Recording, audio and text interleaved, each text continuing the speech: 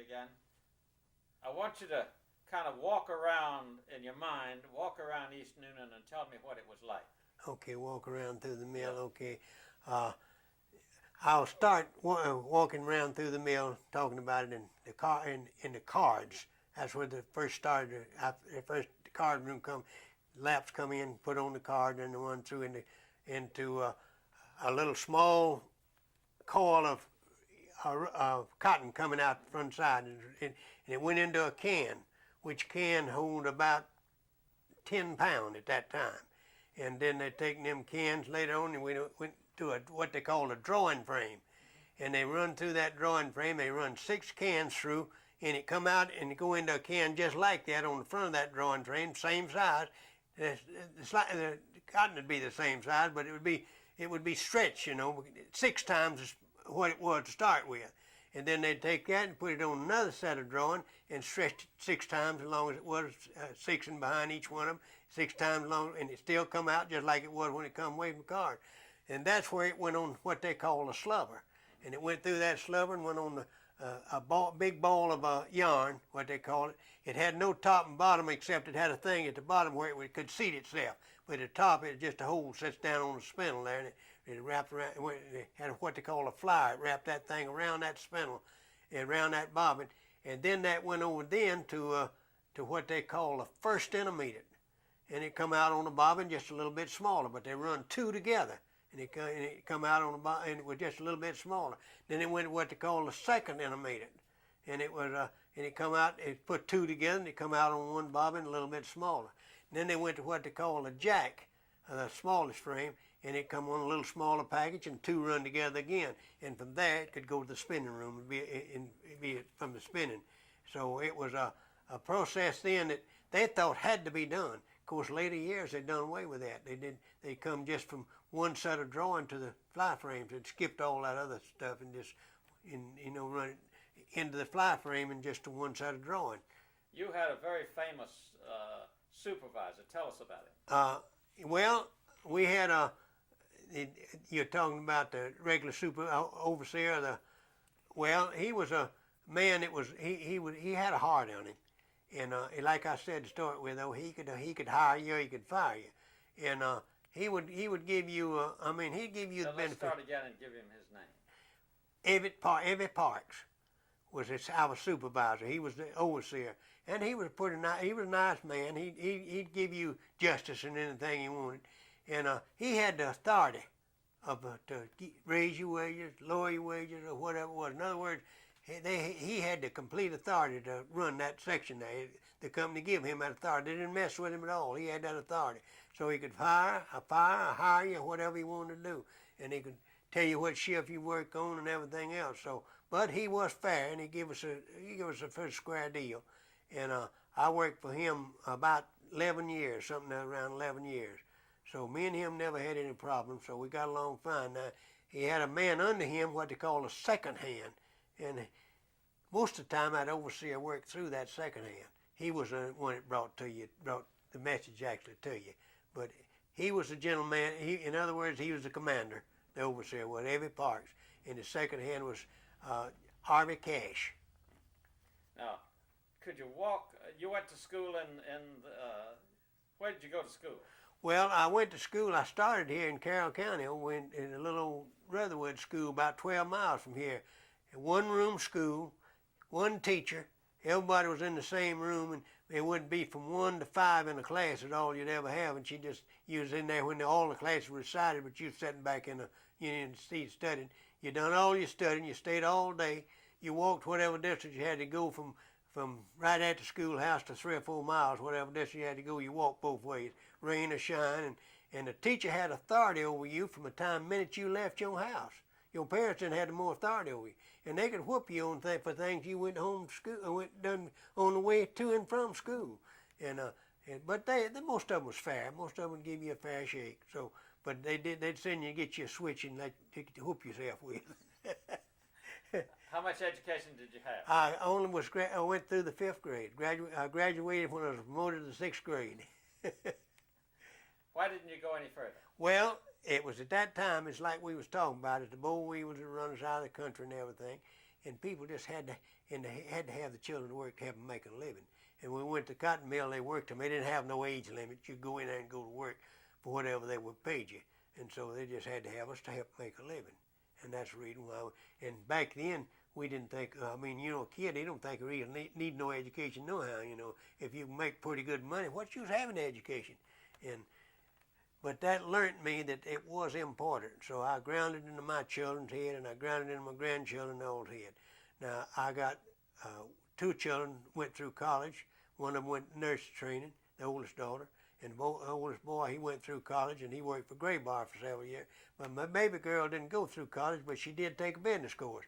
So I tried to fix them up in life where they wouldn't have to slave like I did all the years. Good. Okay, tell us about your wife now. Well, she was raised a poor person too. Now, her mother died when she was about 3 years old. And she was raised with a stepmother. And the stepmother was, I understand, was pretty mean to her, pretty cruel to her in a sense of working. It's like a lot of folks used to think all stepmothers were, but that's not so with all stepmothers. But anyhow, her stepmother did give her a hard time, and she got blamed for a lot of things she didn't do. Then she had fever when she was about 12, 13 years old, by typhoid fever, and lost all the hair. When it come back curly, so she looked better after she had the fever than she did before. But anyway, she had a hard life. She worked in a cotton mill like I did, and she never knew anything but hard work. And she had less education than I did. She didn't. I don't think she went maybe to the 2nd grade or something like that. So she just didn't have the education. But later on, she got into some health troubles. Oh yeah, and that is after we went to in 1930. 41 when we went to Hoganville, they had what they call the asbestos section in the mill, and they gave her a job down there. And at that time, nobody knew anything about asbestosis being dangerous, and she worked down there about 4 years, I believe it was, a little over 4 years, and we heard it was dangerous, and so I told her, I said, "You're gonna quit. You ain't working that asbestos no more," and she quit, and stayed out about 2 years, and they sent for her to come back one day, and I said, "She can't come back and go in asbestosis. I'm not going to let her go in that." And so they gave her a job up in the other part of the mill, and then short time come on up in that other part of the mill, and she let them transfer her back to asbestos, and they done built a plant out there then. And I said, "Well, now I got you out of it one time, and I kept from going back in it. I'm going to let you go now if you want to do it that way." But she developed that asbestosis, and which was it's a horrible disease. It's a form of cancer because that asbestos gets in your lungs and it grows and just gets bigger and bigger and bigger and bigger. It don't die when it gets in your lung. It grows, and her lung just grew till one of them collapsed before she ever died, and then she just literally smothered to death. I said I saw her literally smothered to death, and she never got any compensation or anything out of the mill. But later on, we did hire a lawyer, and I got a little bit of money out of, after she died, a little bit of money out of the stuff she got, about $9,000, I think, out of all that suffering she got into from the companies that supplied the asbestosis. Now, could you talk about the discrimination you felt after for being in the union? Well, the only discrimination that I actually had, because they didn't let me come back in, was not letting me come back in. And then they didn't hold me out from going to another mill. In other words, I went to bib manufacturing company in Porterdale, and the general manager gave me a recommendation that I was a satisfactory fly frame operator, and they hired me up there on them grounds. So I actually didn't suffer other than just was refused to have a job in the plant that I was worked in. Now, there's lots of it was, but I wasn't. I was just, on the discrimination I had, was just refused to let me go back on my job that I had. Now, after the strike, what do you think the union did?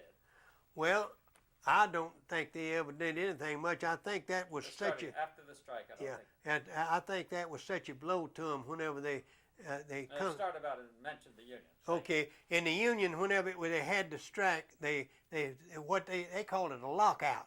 In other words, the union put locks on the gates, and they got a bill of injunction against them, and they come back and sawed them locks off. Well, that sort of broke the spirit of a lot of the people in the union.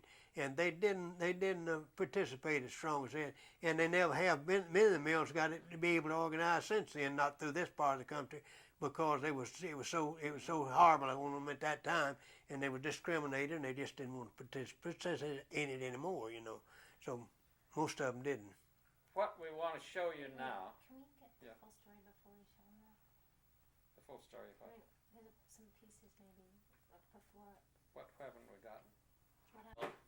Before the organization, and then when they started organizing, tell us kind of step by step how it happened. How the organization happened? Yeah. Well, okay. Wait, hold it just a minute. We're rolling. Okay, yeah. Go ahead. We go back to when they first, before they ever having the organized labor in the mill. And it was, you know, it was like I said, it was a wonderful place to see. You could even get out and go to town if you wanted to, anywhere you wanted to go, as long as your job was running. You could go home, get you something to eat. And if you wanted to go home for something, you get your next door neighbor in the job to watch your job, and they'd watch yours in there too and let you go when you come back. But now after organized labor got in there, see, all that was done away with. But one thing at that particular time, they wouldn't even allow you to drink a Coca-Cola in the mill. Our superintendent thought, well, that was because it was called dope. He thought you was getting some kind of dope, you know, in it. And the superintendent wouldn't allow even a Coca-Cola to be brought in the mill. But later on, they did put them in there. But anyhow, it was just almost a picnic working in the mill. But after the organized labor coming in, and why they organized, like I said, just like I was, only reason why they organized was because it was sort of a sweatshop, and they didn't have we thought the overseers and things had a little too much authority, where they'd fire you and hire you and whatever they wanted to. And we saw a lot of people that was discriminated on. In other words, if you had a child and he got off and got drunk, they'd fire everybody that was kin to him in the whole family, run everybody off as kin to him. And we didn't think that was fair. And that was one thing that brought the organized labor on. And then another thing was a sweatshop and the boss having too much authority and everything. That is the main thing it brought the organized labor, because we already had the 8 hours, and we already had what we thought was a fast wages, because they'd given us 30 cents an hour, which we thought was a wonderful $12 a week. That's something to be bragged about, you know. And so the labor in hours wasn't what caused organized labor. More of it was on the account they do what they could do to you, how they could ban you, how they could run the whole family off for one person's mistake. And that was the main thing about the organized for. But after organized labor come in, then they put clamps on things like that, but they had to do it gradually. In other words, they fired they had a trial on some people that they fired, and this is how they got away with it. There was a man there, they said, we didn't fire that man for joining the union, we fired him because he wore a mustache. And they turned around and looked at my dad and said, we didn't fire him because he would join the union, we fired him because he didn't wear a mustache. And they made it stick and got by with it. But the union, after the union got to having the laws and legislation passed, they got all that kind of stuff done away with, where they couldn't discriminate. And that was the main purpose of the union, was to try to keep the discrimination and get rid of the sweatshops in the South. But it was a lot harder work after organized labor come in. Even though the mills wasn't organized, they still had to sort of meet the standard of the wages that they had agreed to pay, you know. And it made it a lot harder on the folks that was working to meet the production and things. And then they could still let you go then for not making production. But now later years, they put you on trial, what they call trial periods. And after you pass that trial period, they couldn't fire you for things like that. But up to that trial period, they could. But so that's one of the things that organized labor brought in that we didn't have beforehand. And for that purpose, as I told the lady out there before, it was a great thing. And it served its purpose. It's outgrown its purpose, I think, now. I think it's outgrown itself. It's got too much power. It's got too much leadership in there. It's not, like we said to start with, not good, right kind of leadership. And I think that's the main thing that's the matter with the union at this particular time. Arthur, I'm going to ask you a question, but you look at George when you answer, okay? Okay. All right. Could you describe to me, a number of people have told me that a lot of workers were afraid of their bosses. Well, they were, especially in the spinning room. They had a man up there, I know you heard someone mention the name of Claude Boggs, and he was terrible to work for. and he would cause people to quit and everything. So some of the other bosses got where they wouldn't hire somebody that had somebody working in his department because they'd lose their good help if they left on account of him. Then they lose their good help. And but up till that time, they tried to split the families up, put one in different departments, so if a family moved, nobody wouldn't be hurt so much. But he was the cause of them. That boss was the cause of them being where they had to sort of bunch them up and put them in the same family because they didn't want to lose a family. Well, yeah, I think so. I think that if we talking about what people being afraid to join the union, I think that that was the biggest reason why that everybody didn't join it, because they was scared of losing their job, because they had let them know that they wasn't going to organize, they wasn't going to work under nobody was going to tell them what they could do with their property, which sound reasonable to a lot of people, but still that way they were scared that if any member of my family, like I was called a sympathizer. Any member of my family joined the union, they're going to get shut of all of us. And so they done it, a lot of it secretly. A lot of them joined it secretly, to keep the boss man from knowing it, because they didn't want to let family. And if they didn't mind losing the job themselves, they didn't want to cause the family to lose a job, or other members of the family to lose a job. So they were just scared to join the union on them purposes. How would the boss find out if they were a member of a union? Well, like I said one time before, I don't how the bosses found out a member would join. They had what we call spies that joined the union itself and participated in everything they done. Went to every meeting and everything else, and then go back and tell the boss what went on and how it happened and everything. So no way you would keep anything from them. And in the meantime, at that mill, they organized them a company's union. And they got a good many members on it, but it never did go nowhere because people say, well, if I can't join one I won't join one at all, So that didn't participate either. Now, the union was saying that Roosevelt said you had the right to join a union. Yeah. Could you repeat what I just said and then say whether you believed it or not? Well, they thought it was talked about, and everybody knew that Roosevelt said you had a right to join the union. But what he actually said was everybody supposed to be equally treated and not be discriminated against for what they done. And that was the main thing of it, and which did, when you think about the treatment before and after, that was joining the union would have come under them heads. So a lot of people got to think that he just said, well, it's all right to join the union. But he didn't. He said it was all right for you to band together to, try to make better conditions and one thing and another. But he didn't actually participate the union. Now, when the strike was called off, Roosevelt asked Gorman to call it off. Yeah. He said that the textile manufacturers had promised they wouldn't discriminate against people. Yeah. Do you remember that and talk about that? Well, whenever the strike was called off, when the Gorman called it off, it on the strength of the word of the president saying that the companies had agreed not to discriminate on wages or anything else and not try to hold anybody out of a job. But that was more words than it was deeds. They more said it rather than done it, because they still kept holding people out of the job. And I don't know if the company as a whole done it, or if they just had their representatives that done it. I wouldn't put the whole company as a whole, but their representatives might have been the cause of it, which still had the power to tell people that they could work or not could work. So actually, I think maybe that was the bottom line of it. Did you know that Roosevelt and the big textile barons, as they call them, was hobnobbing together? Well, no, I didn't know that Roosevelt and they was hobbing together. I did know that they come to some agreements because they agreed on the 30 cents an hour wages. He band them together and got them to talk on that. But I didn't know what that other than talks was, that he just got them to agree on certain things. Now, how the rest of the talks with Roosevelt went, I don't know.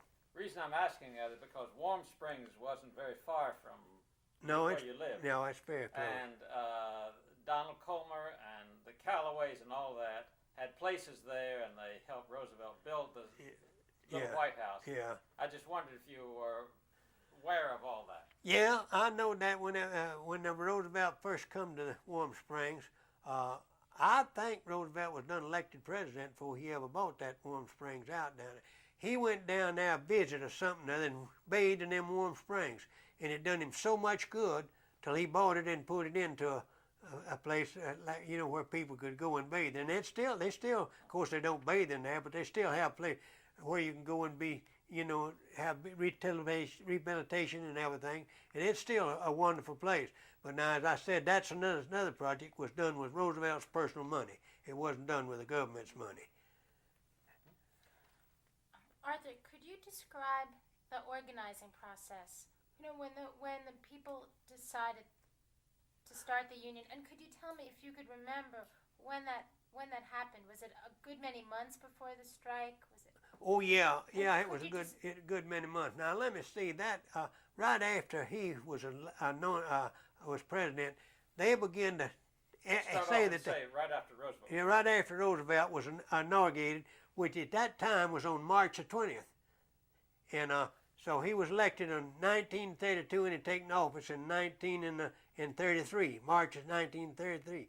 Well, upon July come, they was already the companies was already getting scared about the union because it was being talked and everything, and they give a big barbecue at East Noonan and give a big speech down there and warning people about joining the union, telling them it wasn't going to participate in it and like that.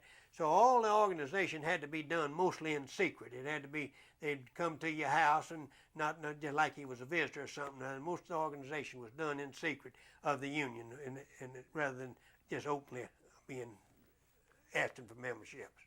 Could you describe, did someone come to your house? Well, could you describe how you were approached and how you Well, actually, they didn't anybody come to my house directly. I went on the word of some of the people that were joining, and actually I didn't even go to the meeting. They just let me sign a card, and I was joined up. It was organized labor, and at that, you know, they had to pay dues but they give us free dues till we got organized, which was, I don't know, 2 or 3 years. I don't remember how long we didn't have to pay any dues. But they would they'd come to the meetings from Atlanta and other places and give the speeches. But as I said, I didn't attend the meetings, and so I couldn't tell you actually what went on. Then you never paid dues? Never paid dues, no. Could you talk about, just start over, tell that whole story and say you never paid dues? Okay. Now, first, you know, you had to pay dues back in them, to belong to the union back in them days. But they give us free dues and for a certain length of time, in which I never had to pay any dues at all to be a member of the organized labor. And so I went on I was in there about 2 years, but I never did have to pay any dues. Did you pay the $1 to join? No, I didn't even have to. No fee to join the union at that time either, because it's sort of like a charter member. They was trying to get as many members as they could, and they scared money would hold members back, and they let them join free and have certain amount of time free dues. Now we've heard a lot of talk about the union coming into Hogansville or coming into a place and taking people's money and then leaving, and they never heard from them again. As far as the union coming in and taking people's money and leaving again, I never saw anything of that. They never come around me. But now, they generally on the union they found out they couldn't get a vote, found out that folks wouldn't vote for it before they left. But now, as far as the money part, them taking money, I couldn't confirm that.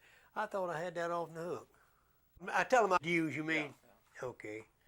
At the time that they was organizing in the union in East Noonan Mill, they give us free dues and free membership to go into it to try to entice people to join, because it was hard times and everything, and what they was trying to do is get as many members as they could, and they so that we won't charge any dues and we won't charge any membership to join until we get organized, and then we'll go to start charging dues after we get organized.